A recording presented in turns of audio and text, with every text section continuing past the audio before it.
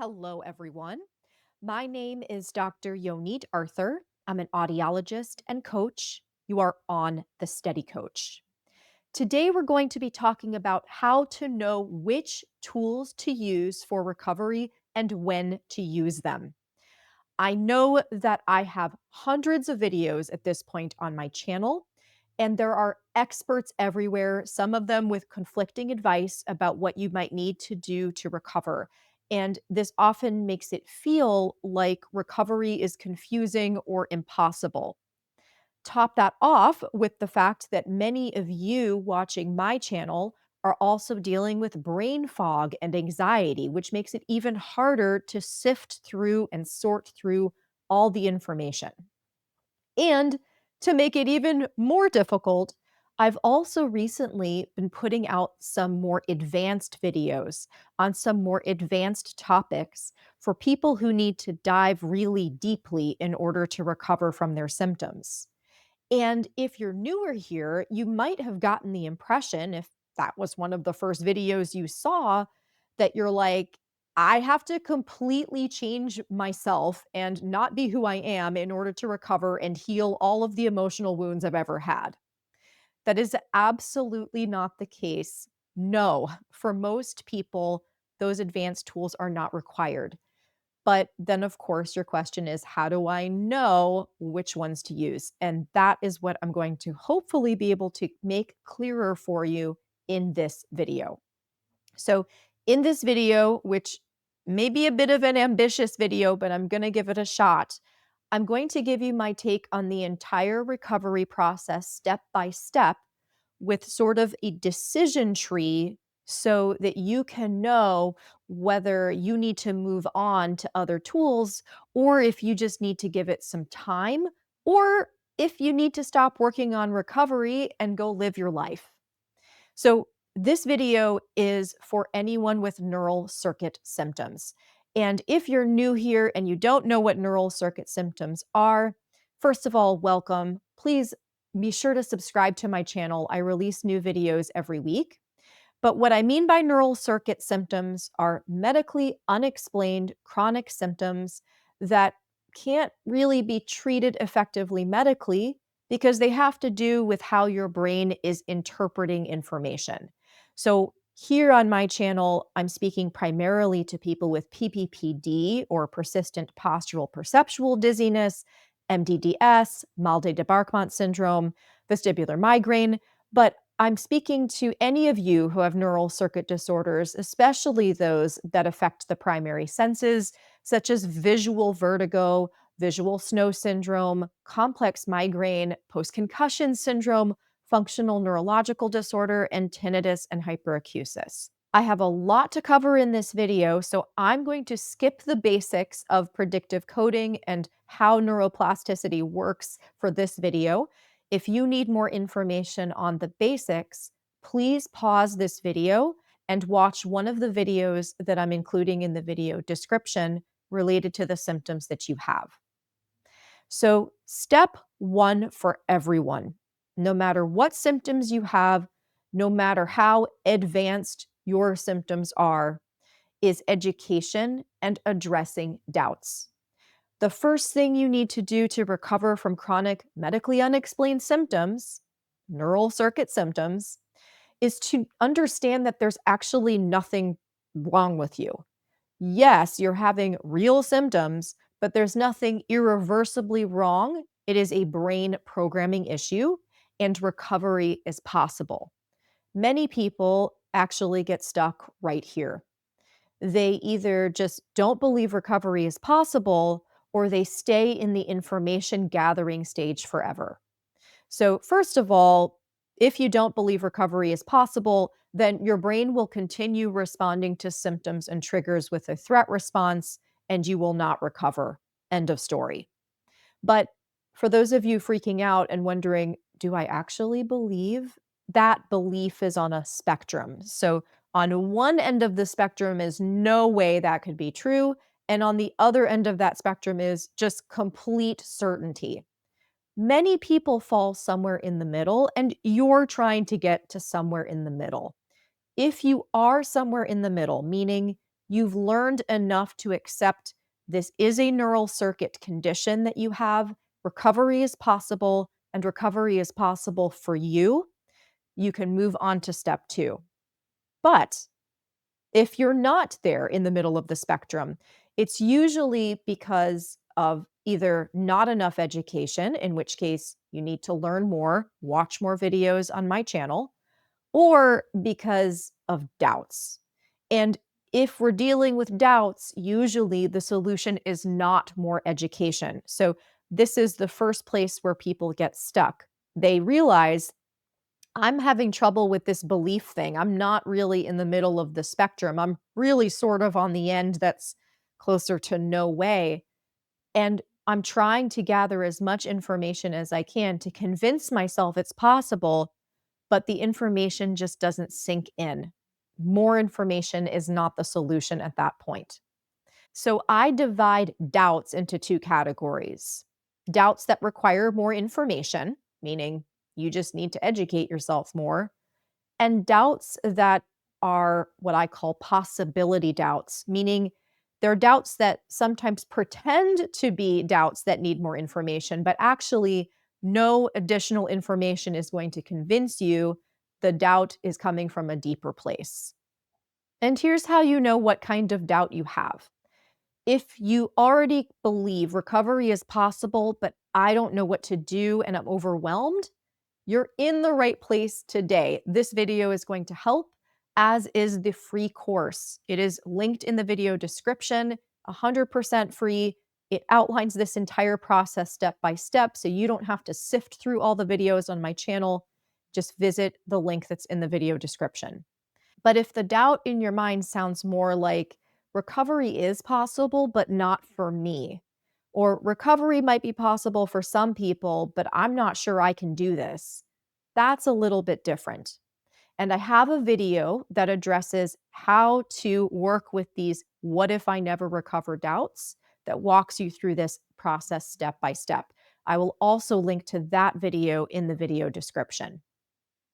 So, step two, you've worked through the doubts. You're somewhere in the middle of the belief spectrum. You know recovery is possible, even if you're not 100% convinced. And now it's time to respond to symptoms differently. So, this is both how you respond to them and what you do in your life. You need to do both. You need to respond to symptoms differently, and you need to start doing things that you're avoiding because they've been triggering or scary. Your brain needs to learn that triggers and symptoms are not acutely dangerous, as bad as they feel. And the way that you do this is, first of all, by consciously changing your response. So it's sort of like changing a habit. You have a brain habit that says, oh no, scary symptom. This means bad things are happening. And you're trying to break that habit by using various techniques to give your brain a new habit. So, the new habit in this case is teaching your brain to respond in a way that shows you the symptoms and triggers are not threatening. So, there's a technique that I talk about a lot on my channel called somatic tracking, in which you respond to symptoms more neutrally through sort of a mindfulness approach. There are tools that involve positive self talk, like, okay, I know this is a brain prediction error. There are specific ways of doing graded exposure, meaning you can teach your brain that certain triggers and symptoms are safe by going out and doing things in particular ways. And I have videos on all three of those things. So I'm going to link those in the video description. For many people, recovery ends right here. They simply needed to respond differently to symptoms and do the things that they were avoiding so the brain could gradually learn those symptoms and triggers are not dangerous. Typically, when this is the only thing that you need, you will see an improvement within 6 to 8 weeks, often sooner. I've seen people just get better overnight. You may still continue to have ups and downs. You may not be fully recovered in that time span, but you'll see a dramatic improvement, and that's how you know you're on the right track. So, here are the signs that this is as far as you probably need to go to continue your recovery if at that 2, maybe 3-month mark you still have symptoms. So, this is that decision point. Am I going to need to move on to step 3 and do a bunch of emotional stuff? Or is this really what I need to do to recover? One, you lose your fear of symptoms, or they just don't make you feel as fearful as they used to. You may have an initial startle response to having symptoms, and you may have fear about certain sensations, but overall, you're not living in fear of them anymore. Two, you don't have a problem talking about your symptoms, your sensations, what you've gone through with other people or hearing other people's stories. That doesn't mean that you like hearing success stories. Not everyone does, but it's not something you're avoiding because it freaks you out and makes you feel scared. Three, you don't spend a bunch of time worrying about whether symptoms are going to come back. And four, in fact, your symptoms and sensations are probably taking up a lot less of your attention and bandwidth altogether. You may be thinking about it a whole lot less or not thinking about it very much at all. Five, you don't feel like, whew, this was something super awful and I hope it never happens again. You might even feel like it was even worthwhile, even if it was unpleasant. Six, you treat yourself well. You feel pretty good about your relationships or where you are in your life, or you have clarity about what might need to change to feel like you're in a good place. And this may be different than what it was like before symptoms, but overall, you're feeling pretty good.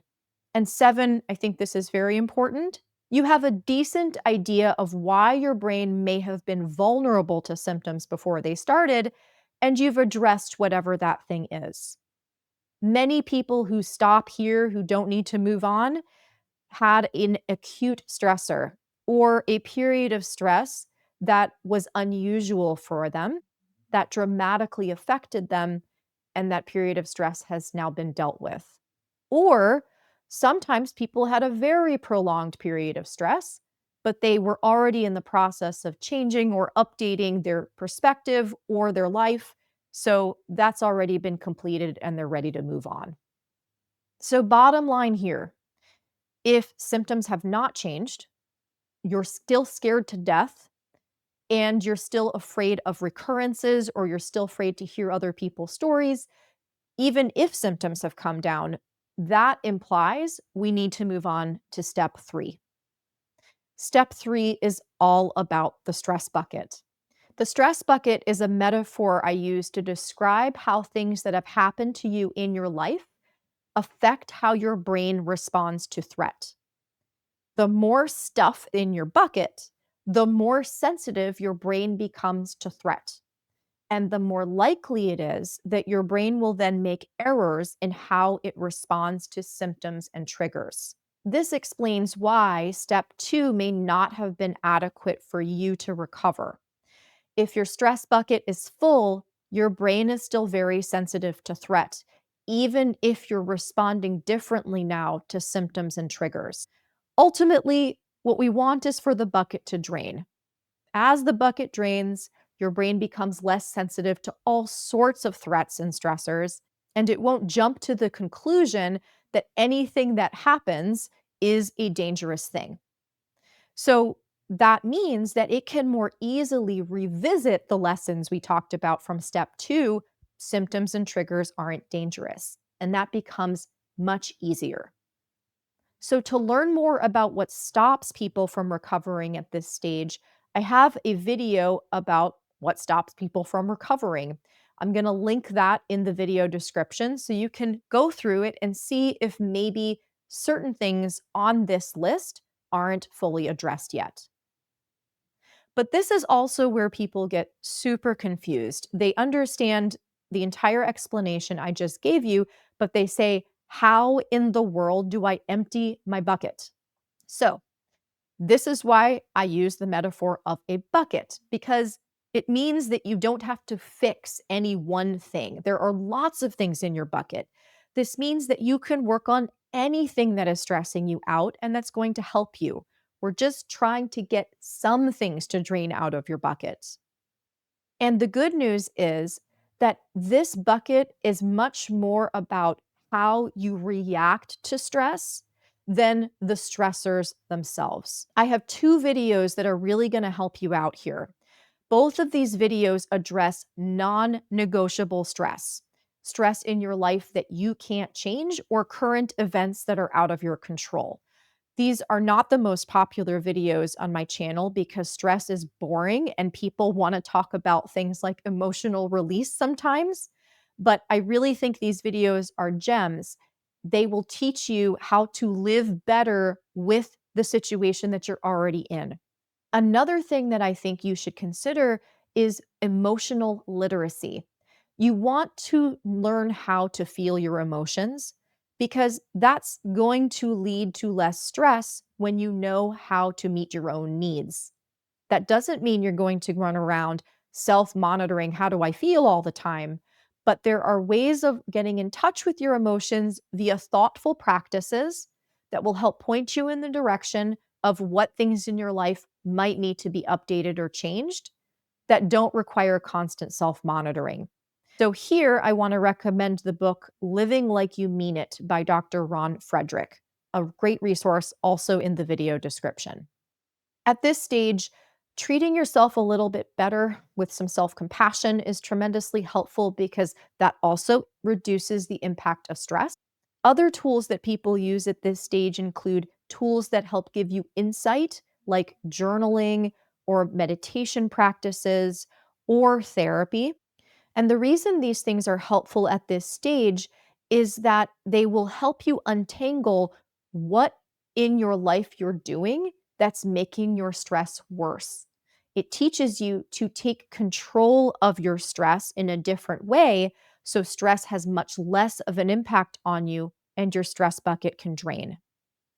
At this stage, you should still be working on relating differently to sensations, relating differently to triggers, not avoiding things as much as possible, living well, and you want to focus on process goals here. Process goals mean not monitoring symptoms, but rather monitoring your progress in areas that are under your direct control, such as your willingness to expose yourself to uncomfortable situations or your willingness to be vulnerable with people. Anything that you've identified as areas where you need to improve how you respond to people in your life and to yourself.